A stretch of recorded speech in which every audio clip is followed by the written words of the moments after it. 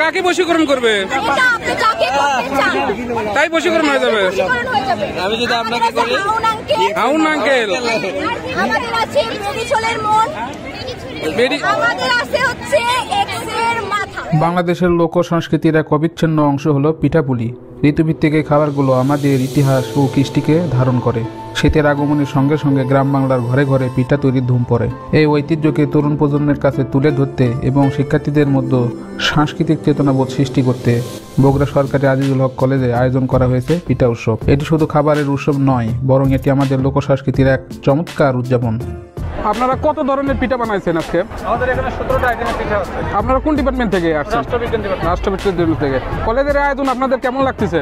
আমাদের ভালো লাগতেছে, অনেক বছর পরে একটা আয়োজন হচ্ছে। তো আপনারা কি চান প্রত্যেক বছর এরকম পিঠা উৎসব হোক? চাই প্রত্যেক বছর পিঠা উৎসব হোক, একটা উৎসবমুখর পরিবেশ সৃষ্টি হোক কলেজে। প্রতি বছর কলেজ প্রশাসন ও শিক্ষার্থীদের উদ্যোগে পিঠা উৎসব আয়োজন করা হয়। বিভিন্ন বিভাগ ও ক্লাব এই আয়োজনে সক্রিয়ভাবে অংশগ্রহণ করে। উৎসবের কয়েকদিন আগে থেকে শিক্ষার্থীরা দল গঠন করে পিঠা তৈরির পরিকল্পনা করে। কলেজ প্রাঙ্গণে সুন্দরভাবে সাজানো হয় স্টল, যেখানে ঐতিহ্যবাহী নানা ধরনের পিঠা প্রদর্শনী ও বিক্রয় হয়। কত আইটেমের পিঠা বানাইছেন?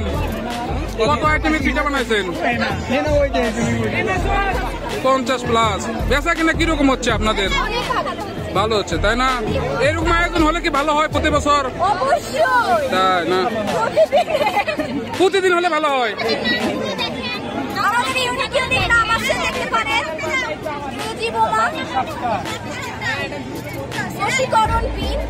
কাকে বশীকরণ করবে? তাই বশীকরণ হয়ে যাবে।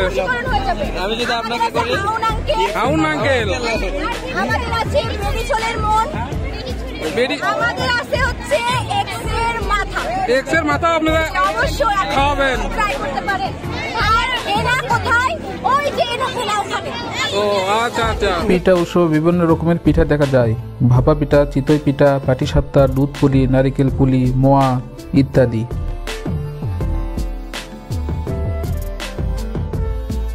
শিক্ষার্থীরা নিজ হাতে তৈরি করে এসব পিঠা এবং উৎসবে আগত অতিথিরা সেগুলো স্বাদ গ্রহণ করেন।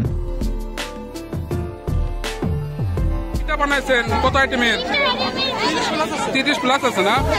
বেচা কিনা কিরকম হচ্ছে? আপনারা কি চান প্রত্যেক বছর এরকম আয়োজন হোক?